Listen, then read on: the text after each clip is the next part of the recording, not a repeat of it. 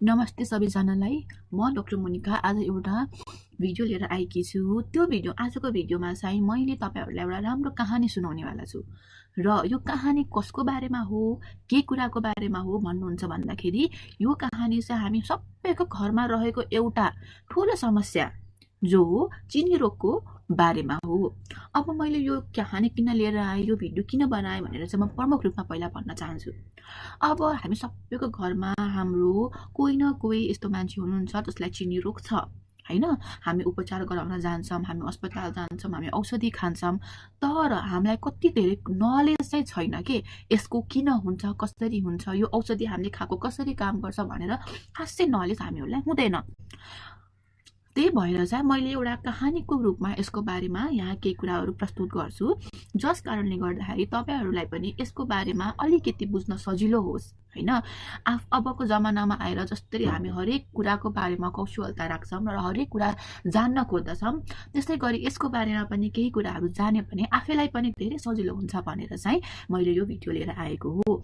यो भिडियो चाहिँ म सबैको लागि हो, मेडिकल स्टुडेन्ट्सको लागि पनि हो। मेडिकल स्टुडेन्ट जो भर्खरै मेडिसिन सुरु गरिराख्नु भएको छ या त्यो स्टुडेन्ट्सहरू जसले भर्खरै डायबिटिज मेलाइटस भनेर त्यसको बारेमा पढिराख्नु भएको छ, उनीहरूलाई पनि यो भिडियो हेरेपछि एउटा कहानीको रूपमा केही कुराहरू थाहा भएपछि भोलिसम्मलाई जीवनभरलाई यसको बारेमा याद होस् भन्ने तरिकाले चाहिँ मैले यो भिडियो बनाएकी छु।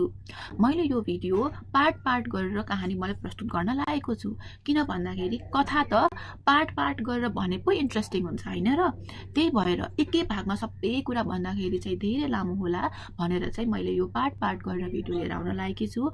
र प्रथम पार्टमा चाहिँ हामीले यो कहानीको मुख्य किरदारहरूको बारेमा बुझ्नेछौँ र हामी यो किरदारहरूमा के भएर चाहिँ चिनी रोग हुँदो रहेछ भन्ने कुरा चाहिँ हामी बुझ्दछौँ। यो भिडियो म एउटा नेपाली र अर्को इङ्ग्लिस ल्याङ्ग्वेजमा बनाउँदैछु। नेपाली ल्याङ्ग्वेजमा बनाउन लागेको कारण भनेको मेरो नेपाली सबै भ्युअर्सहरूलाई बुझ्न सजिलो होस् भनेर हो, र मैले चाहिँ इन्टरनेसनल भ्युअर्सहरूलाई पनि टार्गेट गरेर इङ्ग्लिसमा पनि भन्नेछु। ल नेपालीको सुरु गरौँ है त। सो कहानीको सुरुवात हुन्छ एउटा राज्यबाट। त्यो राज्यको नाम हो डायबिटिज है। डायबिटिज राज्यको कहानी हो। जो त्यो राज्यमा चाहिँ एउटा रानी हुन्छन्, उनको नाम हो प्यानक्रियास। राजा हुँदैनन्, केवल रानीले मात्रै राज्य गरेको राज्य हुन्छ। त्यो राज्यमा सबै सुख शान्ति समृद्धि सबै थियो, तर केही घुसघुसे मान्छे पनि थिए जसले चाहिँ रानीले राज्य गरेको भनेर चाहिँ उनीहरूलाई चित्त नबुझेको हुन्छ। अब यो रानीको दुईटा छोराछोरी छन्। जेठो छोरा ग्लुक्यागोन, कान्छो छोरा इन्सुलिन। अब यो जेठो छोरा ग्लुक्यागोन मैले किन भनेको भनेर चाहिँ भन्दाखेरि यो मेडिकल स्टुडेन्ट्सहरूको लागि हो। यो अल्फा रिसेप्टर्स प्यानक्रियासको अल्फा भनेको एबाट आउने भएको भएर चाहिँ मैले यसलाई ग्लुक्यागोनलाई चाहिँ जेठो छोरा भनेको। इन्सुलिनलाई कान्छो छोरा किन भनेको भन्दाखेरि यो बिटा रिसेप्टर्सबाट आउँछ। बिटा भनेको ए पछि बी आउने भएको भएर बेटा रिसेप्टर्स भनेर मैले यसलाई चाहिँ कान्छो छोरा भनेको। सो यो रानीको जेठो छोरा र कान्छो छोरा छ। अब यो जेठो छोरा र कान्छो छोरामा चाहिँ यो जेठो छोरा चाहिँ अलि बदमास हैन, अलिकति लापरवाह हैन, अनि त्यसपछि लाएर गोजाङ्ग्रो खालको चाहिँ हुन्छ है भने कान्छो छोरा चाहिँ बाठो एकदमै राम्रो होनहार है। तर यो कान्छो छोरा चाहिँ के हुन्छ भने अलिकति सिकिस्त खालको छोरा हुन्छ। सानो सानो रोगले पनि झ्याप्पै पेलिने, थुप्रै रोगहरू लाग्ने, र किनकि यो छोरा चाहिँ एकदमै ज्ञानी छ र असल छ, यो दुश्मनहरूको पनि ठुलो निशानामा पर्दछ। र कान्छो छोराको नाम हो इन्सुलिन है। यहाँसम्म त हामीले बुझ्यौँ होला। एउटा हो ग्लुकागोन ठुलो छोरा, सानो छोरा इन्सुलिन। अब हाम्रो शरीरमा यो डायबिटिज हुने कारण चाहिँ, चिनी रोग लाग्ने कारण चाहिँ दुईटा हुन्छ कि। एउटा चिनी रोगको दुई प्रकार हुन्छ कि यदि ब्रोडली भन्ने भने। एउटा भनेको चाहिँ हाम्रो हुन्छ टाइप 1 है, टाइप 1 भन्ने हुन्छ। अर्को भनेको टाइप 2 भन्ने हुन्छ। यो टाइप 1 डायबिटिज हुने भनेको कसरी हो भन्दाखेरि चाहिँ यो जुन कान्छो छोरा इन्सुलिन छ नि, इन्सुलिनलाई अब मैले भने नि त यो रानीले राज्य गरेको भनेर यिनीहरूलाई चित्त बुझेको छैन। दुश्मनहरू हुन्छन् हरेक राज्यमा, राजा र रानीको त अभियसली दुश्मन हुन्छन्। सो त्यो दुश्मनहरूले यो इन्सुलिनलाई नै जन्मै हुन दिएन भने, जस्तो हामीले सुने हुन्छ नि पेटमै बच्चा मारिदिने भनेर, त्यस्तै गरी यो बिटा सेलबाट चाहिँ यो प्यानक्रियासको कोखबाट चाहिँ इन्सुलिनै बन्न दिएन भने चाहिँ त्यो के हुन्छ, टाइप 1 डायबिटिज मेलाइटस है। त्यही भएर यो टाइप 1 भनेको बच्चा हैन, बन्नै दिएन नि त, जन्मिनै पाएन भनेपछि त बच्चैदेखि त हामीलाई चाहिन्छ चिनी। सो बच्चैमादेखि नै सुगरलाई चाहिँ हामीले टाइप 1 डायबिटिज मेलाइटस भन्छौँ युजुअली यो चाइल्डहुडहरूमा बच्चाहरूमाबाट चाहिँ देखेको छ भने चाहिँ यो टाइप 1 मा पर्छ हुन त।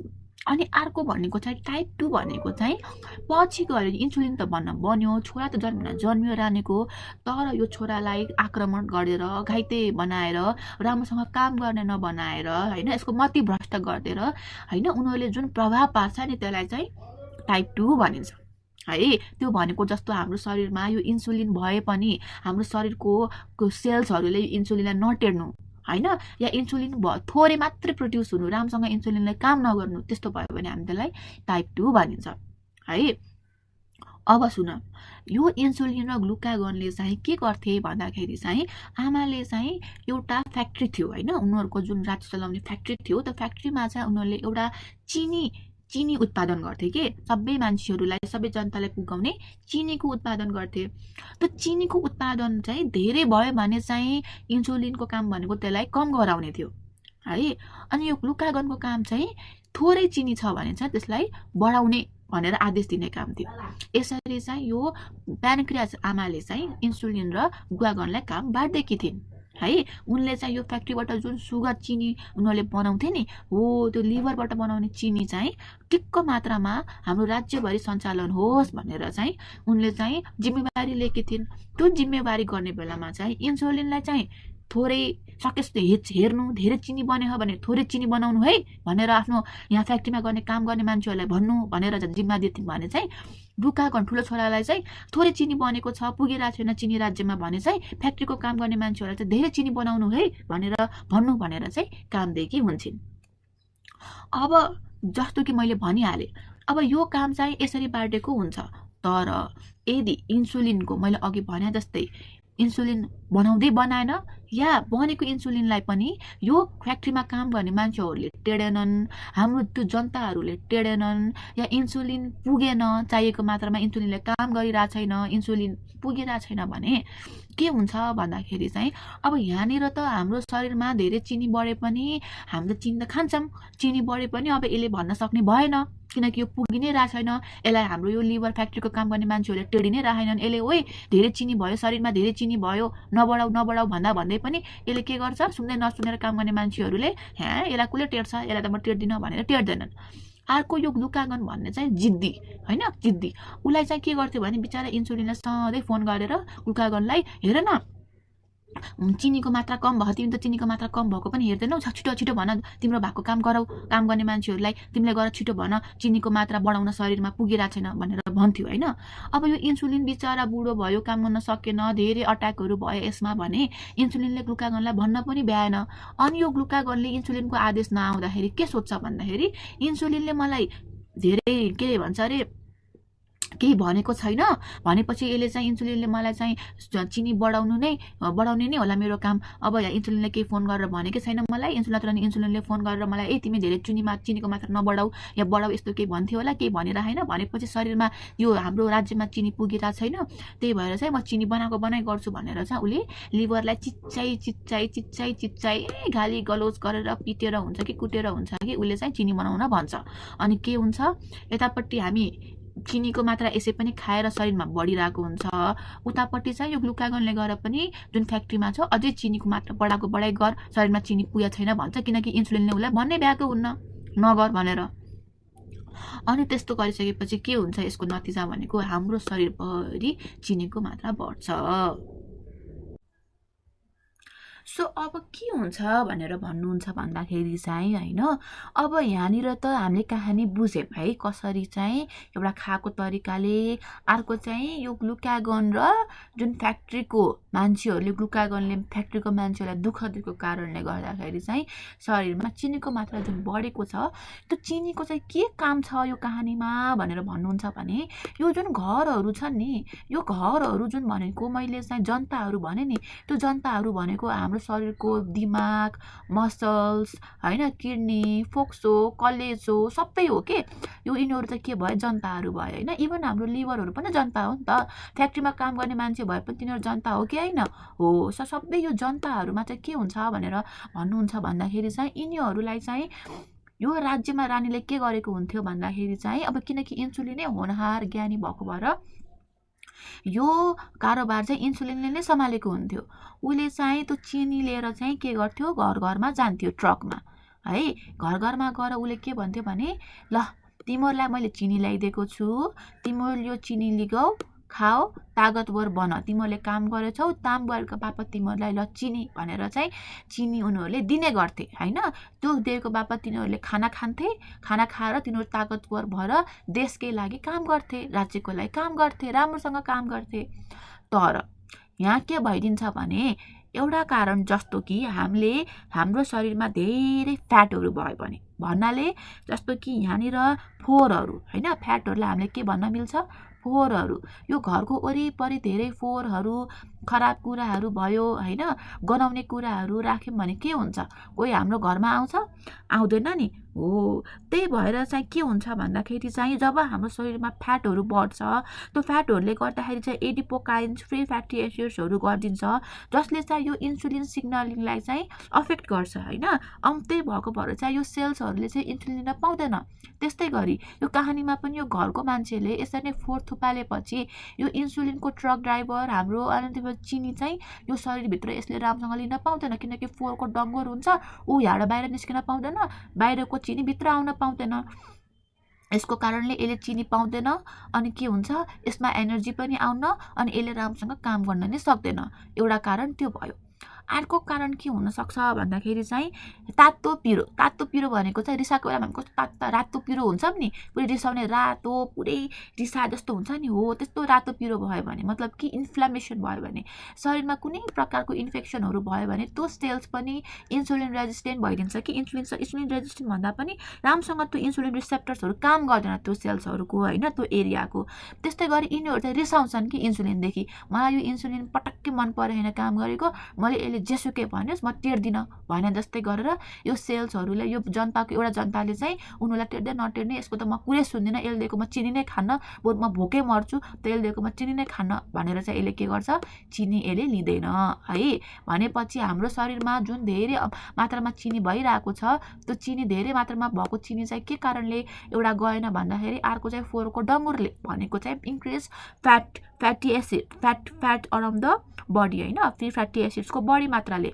अर्को भनेको इन्फ्लामेसन, रातो पिरो भएर रिसाएर होइन, रिसाएर जेसुगेस म लिन्न भनेर यसले लिएन।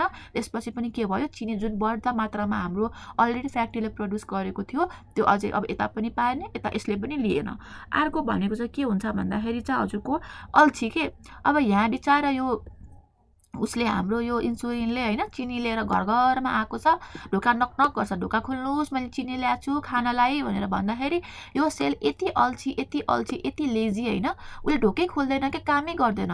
हामीले काम गरेनौँ भने हाम्रो मसल्सहरू के हुन्छ भने चाहिँ यो इन्सुलिन रेस्पोन्सिभ कम हुन थाल्छ कि होइन, हाम्रो मसल्सहरूमा चाहिँ प्रब्लम के भइदिन्छ भन्दाखेरि चाहिँ त्यो सेन्सिटिभिटी घटेर जान्छ। सो धेरै लेजी भएपछि ढोकै नखोलेपछि त अब उसले चिनी पाउने भएन, चिनी पाएन भने पनि यसले काम गर्न सक्यो त सकेन नि, यसको त तागत आउने सोर्स त केही पनि भएन भनेपछि के भयो, यसलाई पनि कमजोरी हुने भयो, यसलाई पनि अप्ठ्यारो हुने भयो। यतापट्टि फेरि के हुने भयो, चिनीको मात्रा फ्याक्ट्रीभरि बढेर बाटोसम्म आइपुगिसक्यो होइन, फ्याक्ट्रीमा पनि चिनी नहटाएर बाटोघाटो सबै यिनीहरूले चिनी भएर भरिन थालिसक्यो। फ्याक्ट्रीमा भने बनेछ, यतापट्टि मान्छेहरूलाई खाना दिए, एउटाकोले चाहिँ डङ्गुर बनाएर बस्यो फ्याटको, अर्को रिसा रातो पिरो भएर बस्छ, अर्को यति अल्छी छ कि ढोकै खोल्दैन होइन, कामै गरिरहेको छैन। अर्को भनेको चाहिँ के हुन्छ भने जेनेटिक कज कि, जेनेटिकल्ली भन्दाखेरि मान्छेको जन्मजातै एकदमै कि उसलाई चाहिँ राम्रोसँग पचाउनै नसक्ने हुन्छ नि, त्यही भएर राम्रोसँग सेन्सिटिभै नहुने, जन्मजात जेनेटिकली नै सेन्सिटिभ नहुने, त्यसको कारणले अलिअलि त लिने, तर अलिअलि उनीहरूले लिनै नसक्ने, कामै गर्न नसक्ने, चिनी पचाउनै नसक्ने हुनसक्छ होइन। त्यसले गर्दा पनि के भयो, चिनी राम्रोसँग यसले पनि लिएन है। अर्को भनेको चाहिँ के हुन्छ भन्दाखेरि चाहिँ तिम्रो चाहिँ यसले चाहिँ होइन, अब बिचारा यो मात्रै रहेछ एउटा जसको यस्तो केही पनि प्रब्लम नभएको, अनि यो इन्सुलिनले के गर्यो, यसलाई मात्रै भरको चिनी दियो, ल हेर यत्रो चिनी बनाएको छ हाम्रो फ्याक्ट्रीले, अब अरू कसैले लिएन, तिमीले भए पनि लिगा भनेर यति पाउने ठाउँमा झन् उसलाई 100 गुणा बढी चिनी पायो। उसले धेरै चिनी पायो भने पनि के हुन्छ, उसले त्यो चिनीलाई उसले मान्न छोडिदिन्छ, मात्तिन्छ के, त्यसपछि त ह्या भनिदिन्छ। अनि उसले अर्कोचोटि आएर इन्सुलिनले चाहिँ चिनी लिएर आउँदाखेरि उसले लिँदैन, ह्या अलरेडी अलरेडी मसँग चाहिने भन्दा मलाई 5 वर्षलाई पुग्ने चिनी भइसक्यो, म किन लिनु भन्ने जस्तो कुरा गर्छ र उसले पनि के गरिदिन्छ, चिनीलाई नै छोडिदिन्छ। यहाँ पनि के हुन्छ, यो पनि के भइदिन्छ, त्यसपछि ल्याएर चाहिँ के भन्छ यसलाई चाहिँ हामीले भन्दाखेरि चाहिँ हाई लेभल अफ सुगर भएको भएर चाहिँ यसले इन्सुलिन सिग्नललाई इग्नोर गर्न थाल्छ है। यो सबै कारणले गर्दा के भयो, हाम्रो जनताले मतलब कि हाम्रो शरीरको अङ्गहरूले किन चिनी लिएन, झन् उनीहरूलाई चाहिने कुरा, उनीहरूलाई पस्ने कुरा धेरै चिनी भयो भने रगतमा तिनीहरूले ध्यान धेरै लिएर धेरै काम गर्नुपर्ने हो भन्ने हुनसक्छ नि त। तर त्यस्तो हुँदैन, डिफ्रेन्ट कारणहरूले गर्दाखेरि एउटा चाहिँ धेरै बन्यो फ्याक्ट्रीबाट होइन, त्यसले गर्दाखेरि चाहिँ चिनी बढ्यो। अर्को भनेको चाहिँ लिनुपर्ने मान्छेहरूले पनि के गरे, चिनी लिएनन्। त्यसको कारण पनि तपाईँलाई मैले बताइदिइसकेँ। अब यो सबै कारणले गर्दा के हुन्छ, चिनीको मात्रा त यति बढ्छ कि बाटो घाटो सबै ठाउँ चिनी नै चिनी, चिनी नै चिनी, चिनी नै चिनी। कतै पनि हिँड्न मिल्ने पनि ठाउँ छैन, खान मिल्ने पनि ठाउँ नै छैन। चिनीकै फोहोर, चिनीकै पानी, सबै कुरा चिनीले बर्बाद गरिदिन थाल्छ। यतापट्टि चिनी नलिएर यिनीहरू पनि कमजोर भएर मर्न थाल्छन्, उतापट्टि चिनी भर्ती बढेर भएका चिजहरू पनि राम्रोसँग अब काम गर्ने छैनन् होइन। अब कोही काम गर्ने मान्छे नै भएन भने के हुन्छ राज्यमा होइन, काम गर्ने मान्छे नै भएन, शरीरमा कामै गरिरहेको छैन भने त त्यसपछि लाएर बाहिरका दुश्मनहरूले आएर अट्याक गर्नेदेखि लिएर होइन सबै कुरा हुन्छ कि हुँदैन हो। हाम्रो शरीरमा पनि त्यस्तो खालको कुराहरू हुन थाल्छ, जस्तो कि इन्फेक्सन्सहरू भयो होइन। अनि त्यसपछि राम्रोसँग काम गरेन भने होइन हामीलाई हुने एमआईहरू भनेको मुटुमा हुने हार्ट अट्याकदेखि लिएर दिमागमा हुने स्ट्रोकदेखि लिएर सबै कुराहरू यी सबै कारणले गर्दा हुने हो। यो हो हाम्रो राज्यको एउटा कहानी पार्ट 1, चिनी रोग राज्यको डायबिटिज राज्यको कहानी चाहिँ यो भागमा मैले सुनाएँ। अब यसपछि मैले अर्को भागमा चाहिँ कसले आएर भगवान्ले चाहिँ एकदम माया गर्ने कि रानीले चाहिँ एकदम भगवान्लाई पूजा गर्ने होइन। सो भगवान्ले चाहिँ यिनलाई बचाउने उपाय बताउँछिन् होइन। अब रानी त आत्तिन्छन् नि त यहाँनिर आफ्नो राज्यको यस्तो अवस्था देख्दाखेरि होइन। अनि उनी आत्तेर भगवान् शिवजीलाई चाहिँ प्रार्थना गर्छिन्, अनि भगवान् शिवजीले चाहिँ यिनलाई केही उपायहरू बताउँछन्, जस उपायले गर्दाखेरि चाहिँ यिनले आफ्नो राज्यमा भएको यो गडबडीलाई चाहिँ नियन्त्रणमा गर्न सक्छिन् है। त्यो कुरा चाहिँ मैले दोस्रो भागमा बताउनेछु।